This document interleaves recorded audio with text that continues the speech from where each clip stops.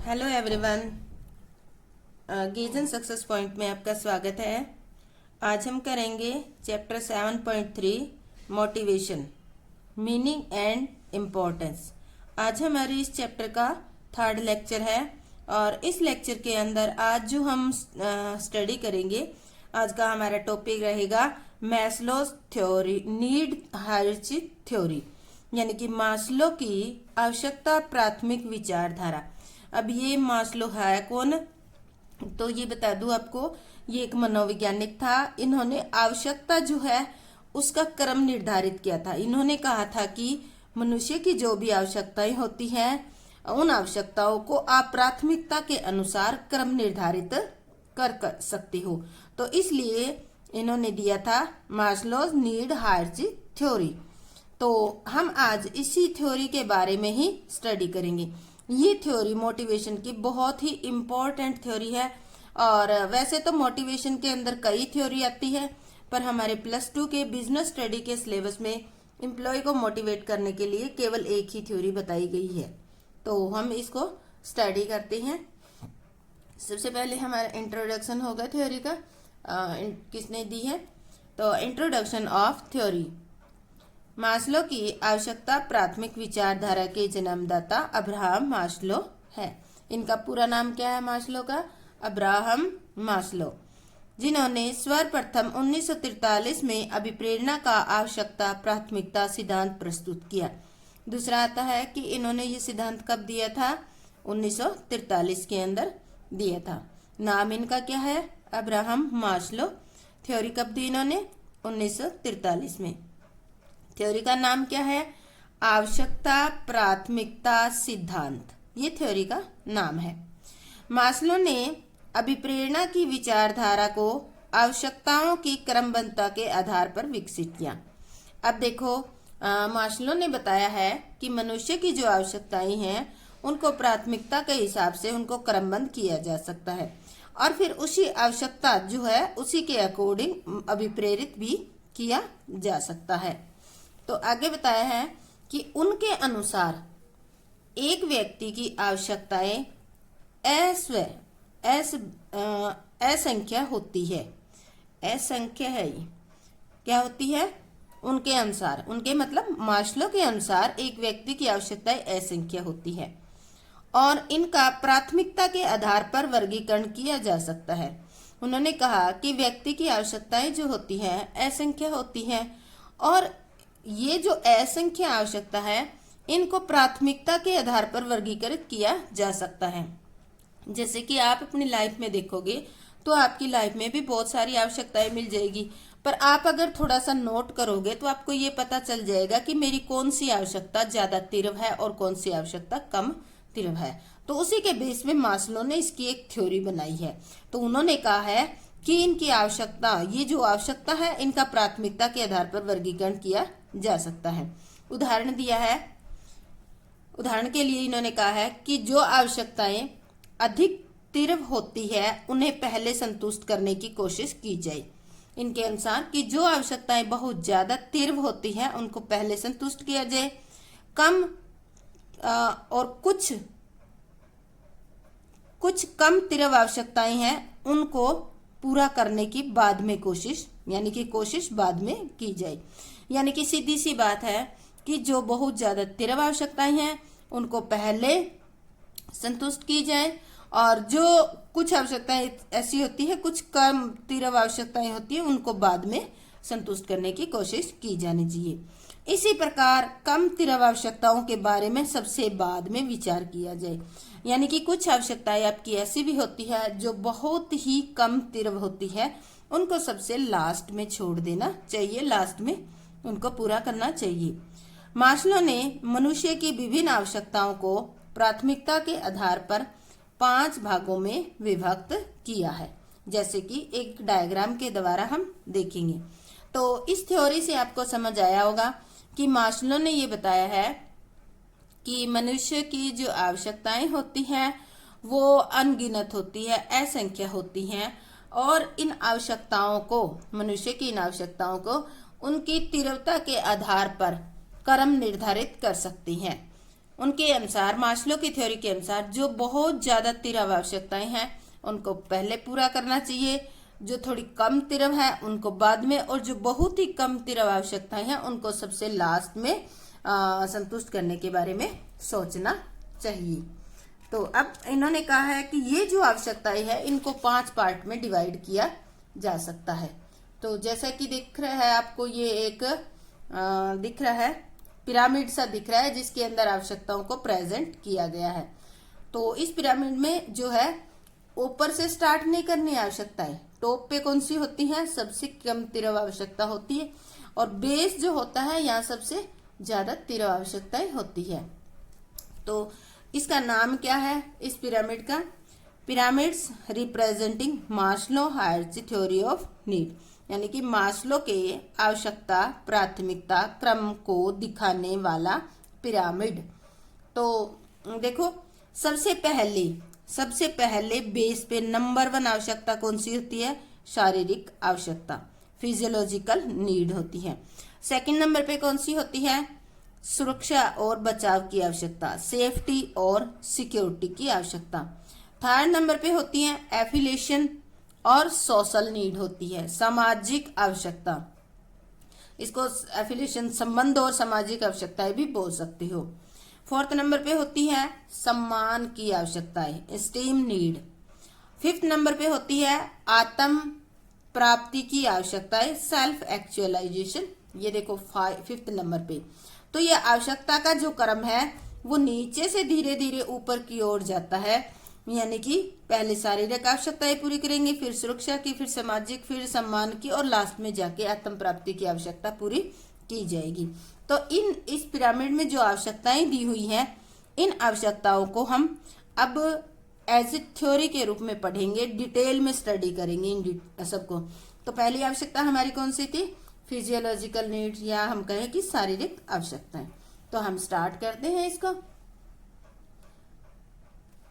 शारीरिक आवश्यकताएं, या जिसको फिजियोलॉजिकल नीड कहते हैं, इस श्रेणी में वे आवश्यकताएं रखी जाती है जिनको मनुष्य के जीवित रहने के लिए सबसे पहले संतुष्ट किया जाता है।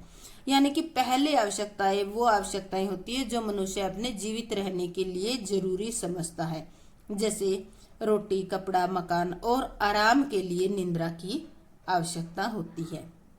यानी कि रोटी, कपड़ा, मकान और आराम साथ में जोड़ दिया, निद्रा की आवश्यकता जो होती है, ये आवश्यकता मनुष्य की प्राथमिक यानी कि सबसे ज्यादा तीव्र होती है।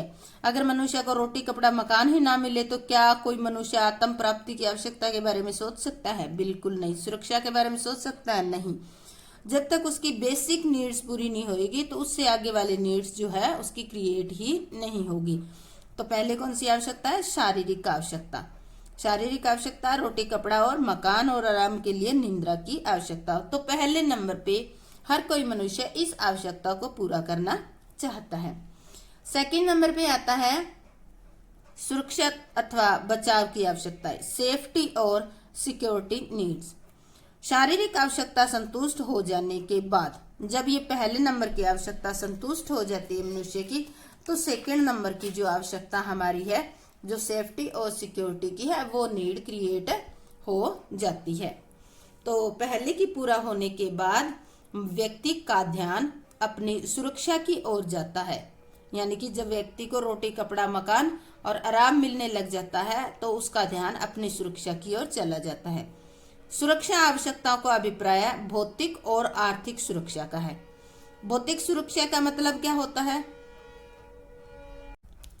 भौतिक और आर्थिक सुरक्षा। भौतिक सुरक्षा का अर्थ है दुर्घटना, आक्रमण, बीमारियों व अन्य आकस्मिकताओं से बचाव करना।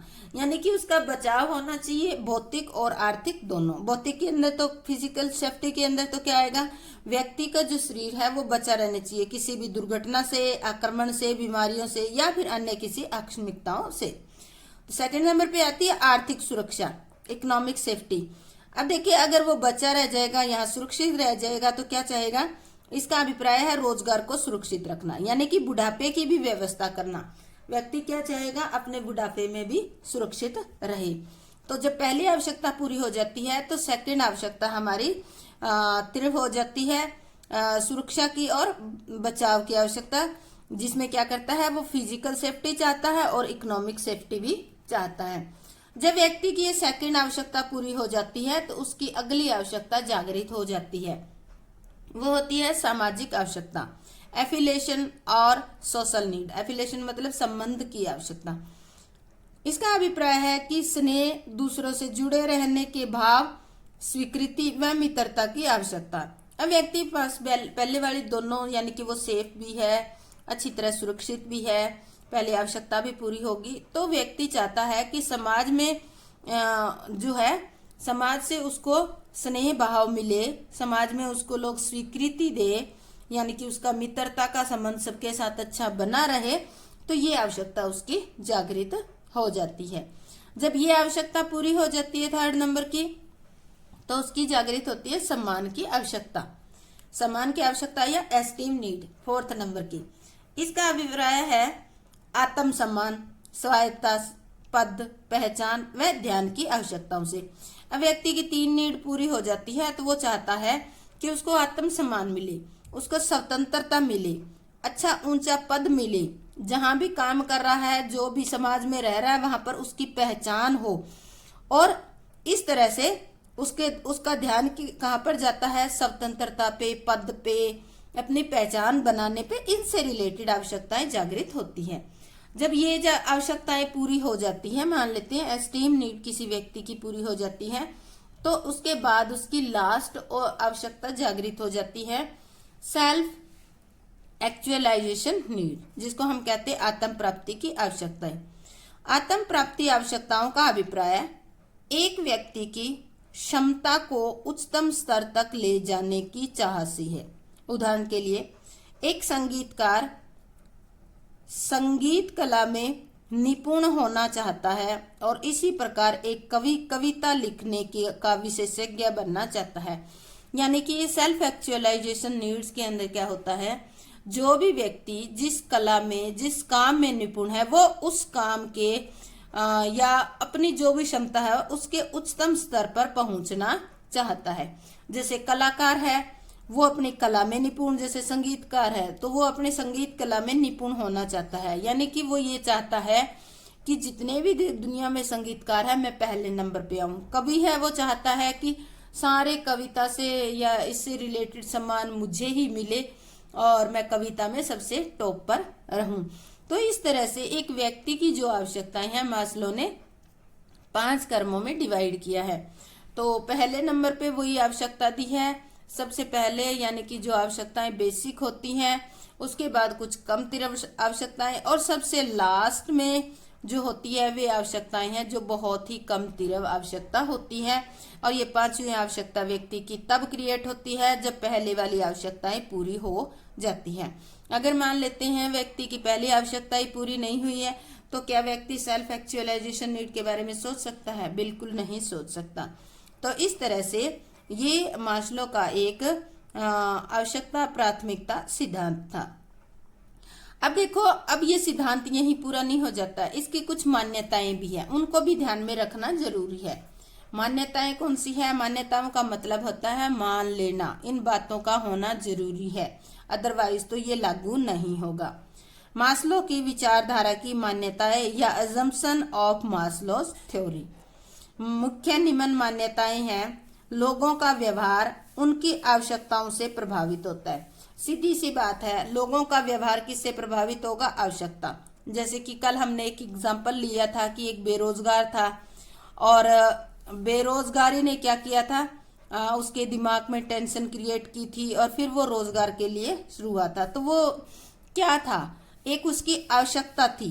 तो सीधी सी बात है, लोगों का व्यवहार किससे होगा? उनकी आवश्यकताओं से प्रभावित होता है। इसके बाद सेकंड नंबर पे आता है, लोगों की आवश्यकताएं अनेक हैं और उनका क्रम निर्धारित किया जा सकता है। जैसे कि हमने देखा कि लोगों की बहुत सारी आवश्यकताएं होती हैं और उनको क्रम के अकॉर्डिंग रखा जा सकता है। असंतुष्ट आवश्यकता से अभिप्रेरणा बंद हो जाती है और इसके बाद अगली उच्च स्तरीय आवश्यकता अभिप्रेरणा का काम करती है। अभी हमने 5 आवश्यकता क्रम पढ़े हैं तो उसमें आपको पता चल गया होगा कि जैसे ही एक आवश्यकता पूरी हो जाती है तो उससे प्रेरणा मिलनी बंद हो जाती है और तुरंत अगली आवश्यकता स्टार्ट हो जाती है और अगली आवश्यकता ही उसकी जो है प्रेरणा का कारण बन जाती है। लोग उस स्तरीय आवश्यकता पर तभी जाते हैं जब निम्नतर की आवश्यकता संतुष्ट होती है। यानी कि एक मनुष्य उस स्तर की आवश्यकता के बारे में तभी सोचता है जब उसकी उससे पहले वाली आवश्यकता पूरी हो गई हो।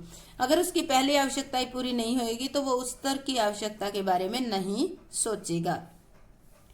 इसके बाद आता है देखो हायरार्की ऑफ इंडिविजुअल और ऑर्गेनाइजेशन रिलेटेड नीड। अब ये बता रही है कि अभी तो हमने एक व्यक्ति के बारे में पढ़ा है, हम यहाँ फर्म के बारे में पढ़ रहे हैं। तो व्यक्तिगत और संगठन संबंधी आवश्यकताएं कौन सी होती है? व्यक्ति के बारे में तो हमने पढ़ लिया।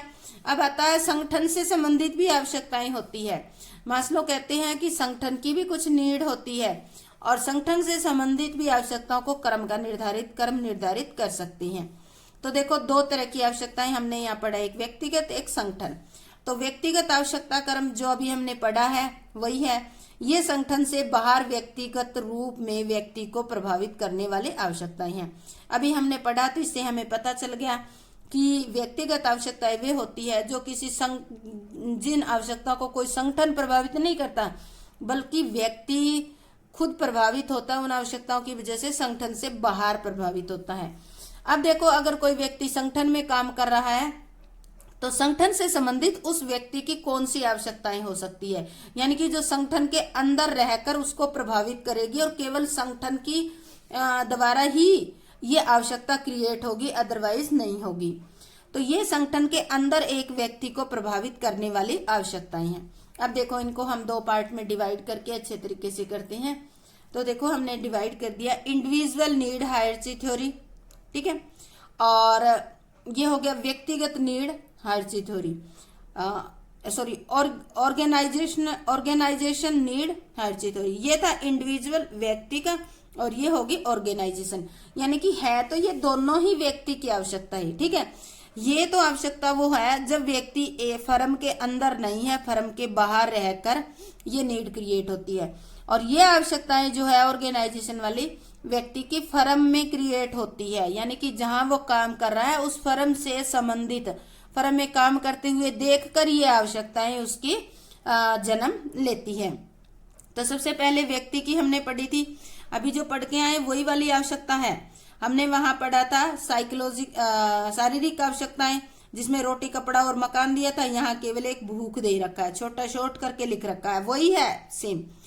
आय की स्थिरता सेकंड में, उसमें हमने क्या देखा था कि सेफ्टी चाहिए थी, सेफ्टी एंड सिक्योरिटी, यानी कि उसका बुढ़ापे का, ये इनकम से रिलेटेड व्यक्ति क्या करना चाहता है, अपने बुढ़ापे में भी सुरक्षित रहना चाहता है और रोजगार भी सुरक्षित रखना चाहता है। तीसरी कौन सी थी, सामाजिक, जिसमें व्यक्ति क्या करना चाहता है, समाज में एक दूसरे से लगाव रखता है, स्नेह प्यार मित्रता का व्यवहार रखता है। और फोर्थ कौन सी थी, फोर्थ में व्यक्ति जो होता है एस्टीम, यानी कि जो कुछ बनना चाहता है उस पद पर पहुंच जाता है, स्टेटस। और स्वयं संतुष्टि, इसमें वो खुद संतुष्ट हो जाना चाहता है कि जहां उसको पहुंचना था वहां वो पहुंच गया। जैसे एक संगीतकार कला में निपुण होना चाहता है तो वो संपूर्ण निपुण होना चाहता है। ये व्यक्ति की जो हमने पढ़ी ये वही पांचों हैं, आप उस पांचों को भी लिख सकते हो, कोई दिक्कत नहीं है यहाँ पर। अब आता है कि एक व्यक्ति अगर ऑर्गेनाइजेशन में रहता है तो उसकी ऑर्गेनाइजेशन से संबंधित कौन सी नीड क्रिएट होती है। सबसे पहले देखो मूल वेतन, अगर आप किसी फर्म में जॉब करोगे तो सबसे पहले आपके दिमाग में क्या आएगा कि कंपनी आपको वेतन कितना दे रही है। जब वेतन आपको ठीक से मिलने लग जाएगा तो आप सोचोगे सुरक्षा की आवश्यकता, यानी कि पेंशन, रिटायरमेंट होने के बाद फर्म आपको पेंशन देगी या नहीं देगी, यानी कि सेफ्टी से रिलेटेड आ गई। थर्ड आता है सहयोगियों से मधुर संबंध, कॉर्डियल रिलेशन विद कलीग्स, यानी कि यहाँ पर क्या है, एक फर्म में बहुत सारे बंदे काम करते हैं तो उन बंदों के साथ आप ये चाहोगे कि मेरे मधुर संबंध हो, तो वो सामाजिक आवश्यकता जैसी ही होगी ये। इसके बाद आता है जॉब टाइटल, अब व्यक्ति ये चाहता है कि उसका जो पद है उसका कोई नाम हो और उस नाम के साथ उसके कुछ अधिकार और जो कर्तव्य है वो दोनों ही मिले, यानी कि अच्छा ऊंचा पद हो।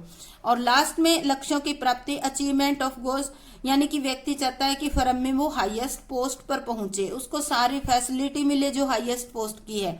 तो इस पर वो अगर पहुंच जाता है तो उसकी जो लास्ट उसका गोल होता है, ये जो अचीवमेंट होती है वो उसकी पूरी हो जाती है।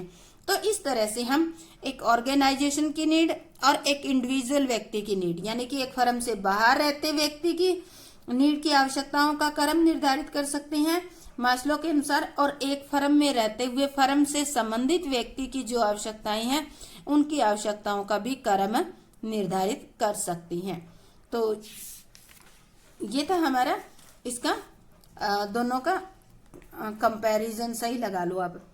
इसके बाद आता है कंक्लूजन के बारे में हम पढ़ेंगे। कंक्लूजन, मनुष्य की आवश्यकताएं अनेक है और उनके अनेक क्रम निर्धारित किया जा सकता है। पहली आवश्यकता पूरी होती है तो वह दूसरी आवश्यकता के बारे में चिंतित हो जाता है, और जब तक सभी आवश्यकताएं पूरी नहीं हो जाती तब तक यही क्रम चलता रहता है। अतः इससे स्पष्ट हो रहा है कि आवश्यकताएं ही मनुष्य को अभिप्रेरित करने का काम करती है। यानी कि निष्कर्ष के रूप में सीधा कह सकते हो कि मनुष्य की बहुत सारी आवश्यकताएं, यानी कि अनेक आवश्यकताएं हैं, क्रम निर्धारित कर सकते हैं। सबसे पहले तीव्र आवश्यकता को संतुष्ट करना है, सबसे बाद में कम तीव्र आवश्यकताओं को। तो इस तरह से इस क्रम को देखते हुए ये स्पष्ट होता है कि मनुष्य अभिप्रेरित अपने आप से नहीं होता, बल्कि उसकी आवश्यकताओं के बदौलत ही वो होता है। तो बच्चों, आज हमने मास्लो थ्योरी के बारे में पढ़ा। अगर आपको बहुत अच्छे ढंग से समझ आ गई है तो मेरे चैनल को लाइक, शेयर और सब्सक्राइब जरूर करें, और अगर आपको थोड़ा सा भी अच्छा लगा है तो लाइक तो जरूर बनता है। जय हिंद, जय भारत।